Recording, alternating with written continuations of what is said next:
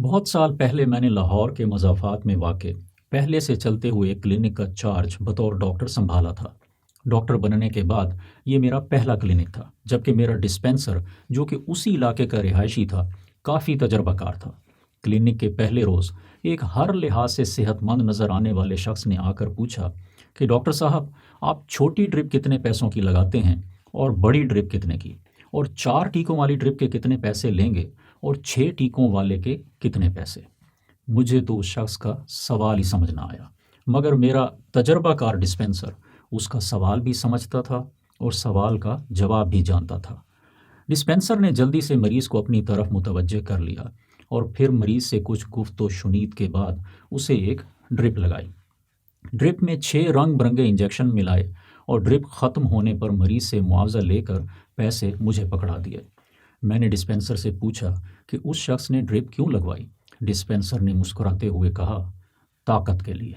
मैं उस क्लिनिक को सेहत और सफाई के जदीद तरीक़ों पर चलाना चाहता था, जबकि डिस्पेंसर को मेरे इलाज करने के अक्सर तरीक़ों से इख्तलाफ था, क्योंकि लोग क्लिनिक्स पर किए जाने वाले इलाज के जिन तरीक़ों के आदी थे, डिस्पेंसर उन्हें समझता था, और वो कहता था कि मेरे नए तरीक़ों से वो क्लिनिक ज़्यादा देर तक ना चल पाएगा।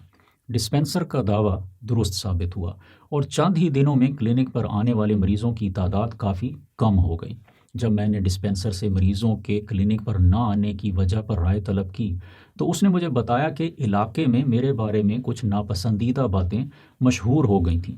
वो ये कि मैं मरीज़ों को अक्सर कोई इंजेक्शन नहीं लगाता था, और मैं इंजेक्शन लगाने से पहले सिरिंज और सुई को पानी से धोता भी नहीं था, और मैं नब्ज़ देखकर ही मरीज़ की सारी बीमारी नहीं समझ लेता था, बल्कि मरीज़ से बीमारी के मुतालिक कई सवाल पूछता था।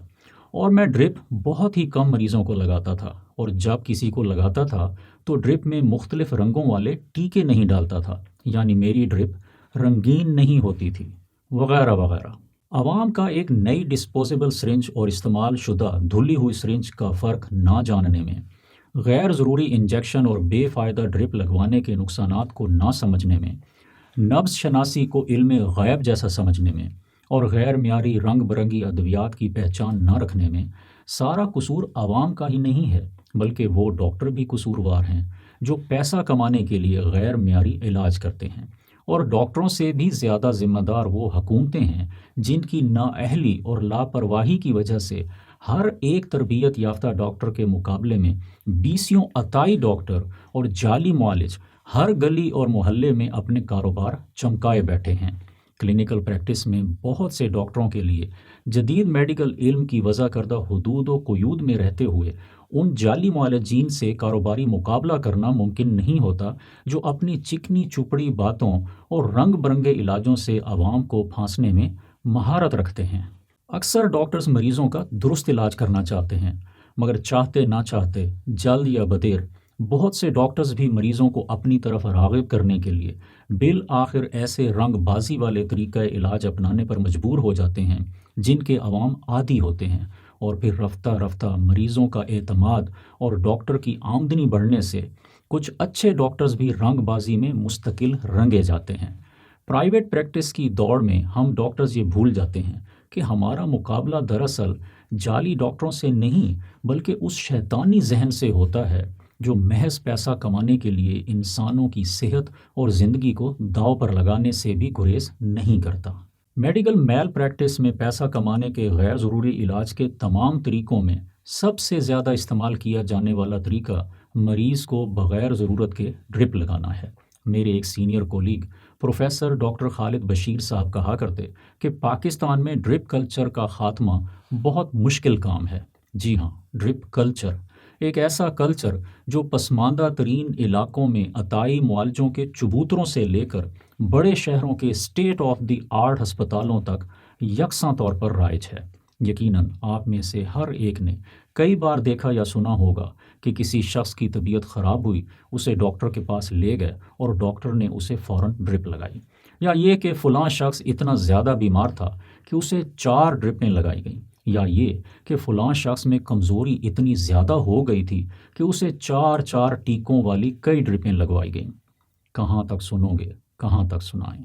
اس سے پہلے کہ وطن عزیز میں پھیلی ہوئی ڈرپ کلچر کی وبا کے نقصانات پر کچھ روشنی ڈالی جائے، ڈرپ جسے میڈیسن میں انٹراوینس فلوئڈ انفیوژن کہتے ہیں، اس کی میڈیکل سائنس میں اہمیت اور کچھ بنیادی معلومات کو بیان کر دینا مناسب ہوگا۔ Intravenous fluid infusion medical science کی سب سے اہم ایجادات میں سے ایک ہے۔ انٹراوینس فلوئڈ کی دو بنیادی اقسام ہیں، کرسٹلائڈ اور کولائڈ۔ کرسٹلائڈز ایسے فلوئڈز ہیں جن میں پانی کے ساتھ منرلز یعنی معدنی نمکیات اور دیگر پانی میں حل ہو جانے والے چھوٹے مالیکیولز شامل ہوتے ہیں، جبکہ کولائڈز میں پانی میں حل نہ ہو سکنے والے بڑے مالیکیولز مثلا جیلاٹن یا سٹارچ ہوتے ہیں۔ کولائڈ میں ہائیڈروکسی ایتھائل سٹارچ اور جیلو فیوزن شامل ہیں۔ کولائڈ فلوئڈ انفیوژنز کو عموماً صرف ہسپتالوں میں بہت کم حالات میں استعمال کیا جاتا ہے، کیونکہ ان کے بہت سے مضر اثرات کی وجہ سے ان کی مجموعی افادیت غیر یقینی ہے۔ انفیوژن کے لیے عام طور پر استعمال کیے جانے والے فلوئڈ کرسٹلائڈ فلوئڈز ہوتے ہیں۔ کرسٹلائڈز میں سوڈیم کلورائڈ سولوشن، رنگرز لیکٹیٹ سولوشن اور ڈیکسٹروز سولوشن شامل ہیں۔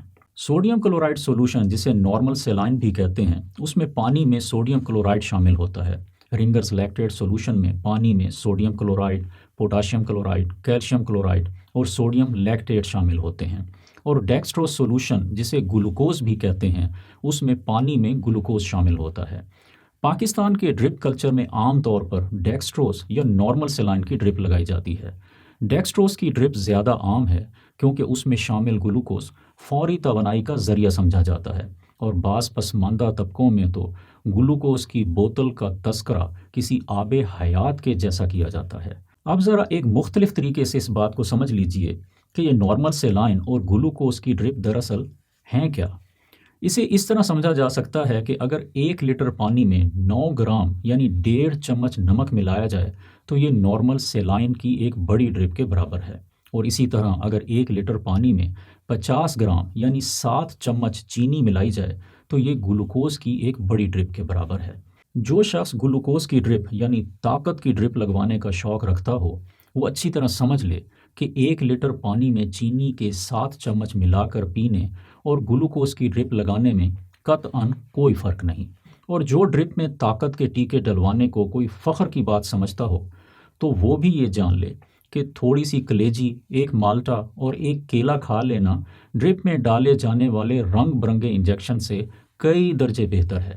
اب اس عمومی اصول کو سمجھ لینے میں کوئی دشواری نہیں ہونی چاہیے کہ جو شخص بھی کھا اور پی سکتا ہو اسے ڈرپ لگوانے کی عموماً قطعاً کوئی ضرورت نہیں ہوتی۔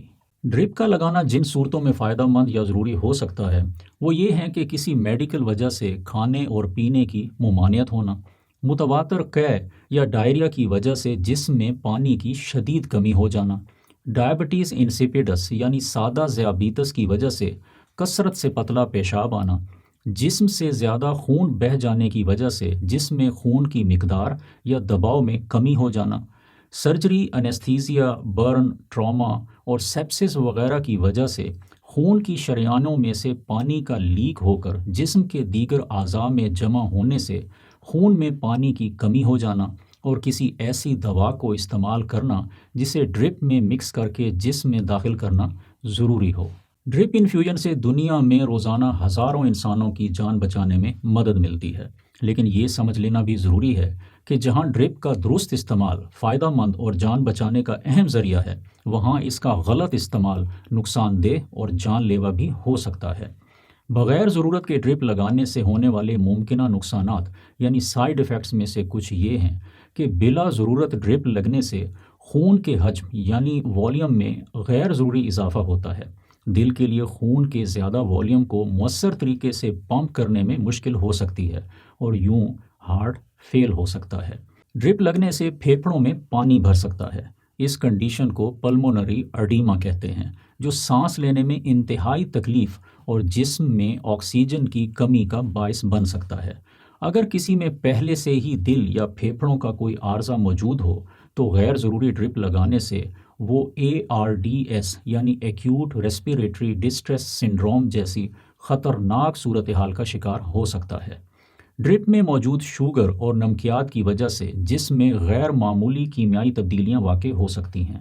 نارمل سیلائن میں موجود سوڈیم کلورائڈ ہائپرکلوریمک ایسیڈوسس جیسی مضر تیزابیت پیدا کر سکتا ہے، جسم میں تیزابیت اور نمکیات کی بدنظمی پیدا کر کے ڈرپ ایکیوٹ رینل فیلئر یعنی گردے فیل ہونے کا باعث بھی بن سکتی ہے۔ کچھ لوگوں میں کسی وجہ سے سوڈیم کی دیرینہ کمی ہو سکتی ہے۔ ایسے لوگوں کو سیلائن ڈرپ لگانے سے ان میں سوڈیم لیول تیزی سے بڑھ سکتا ہے۔ سوڈیم لیول میں تیزی سے اضافہ دماغ کے خلیوں میں سے پانی اور دیگر چھوٹے مالیکیولز کو باہر کھینچ لیتا ہے، جس سے برین سیلز سکڑ جاتے ہیں اور سیلز کی باہر والی حفاظتی تہ جسے مائلن کہتے ہیں ڈیمیج ہو جاتی ہے۔ اس سے پیدا ہونے والے امراض سینٹرل پونٹائن مائلونائسس اور ایکسٹرا پونٹائن مائلونائسس بولنے اور چلنے میں خرابی، یادداشت میں کمزوری اور جذبات میں اتار چڑھاؤ کے ساتھ موت کا باعث بھی بن سکتے ہیں۔ ڈرپ لگانے سے خون پتلا ہو جاتا ہے، جس سے کچھ مریضوں میں خون کی آکسیجن کی ترسیل کی صلاحیت متاثر ہو سکتی ہے۔ خون کی بہت سی صلاحیتوں میں سے ایک خون کے جمنے کی صلاحیت ہے۔ ڈرپ لگانے سے ڈائلیوشنل کویگولوپیتھی اور کچھ دیگر عوامل سے خون کے جمنے کی صلاحیت متاثر ہو سکتی ہے، جو جسم کے کئی اعضاء سمیت دماغ میں خون رسنے یعنی برین ہیمریج کا باعث بن سکتا ہے۔ ان چند بیان کیے گئے سائیڈ ایفیکٹس کے علاوہ ڈرپ کا لگانا شریان اور نرو کے ڈیمیج ہونے اور انفیکشن پھیلنے کا سبب بھی ہے۔ تحقیق کے مطابق پاکستان میں ہیپاٹائٹس اور اس جیسی دیگر بیماریوں کے تیزی سے پھیلنے کی ایک بڑی وجہ غیر ضروری، غیر معیاری اور غیر محتاط انجیکشن اور ڈرپ کا لگایا جانا ہے۔ ایک بار پھر ذہن نشین کر لیں کہ اگر آپ کھانا کھا سکتے ہیں اور پانی پی سکتے ہیں تو آپ کو ڈرپ کی ضرورت نہیں ہے۔ ایسی صورت میں اگر کوئی عطائی یا بددیانت معالج آپ کو ڈرپ لگوانے کا مشورہ دے تو اس وقت تک ڈرپ کے لیے رضامند نہ ہوں جب تک کہ آپ اس ویڈیو میں بیان کردہ معلومات کی روشنی میں مکمل تحقیق اور تصدیق نہ کر لیں کہ آپ کو واقعی ڈرپ لگنے کی ضرورت ہے۔ یاد رہے کہ آپ کا جسم ایک امانت ہے اور اس امانت کی حفاظت اور درست دیکھ بھال آپ کی ذمہ داری ہے۔ مجھے اپنی دعاؤں میں یاد رکھیے۔ السلام علیکم۔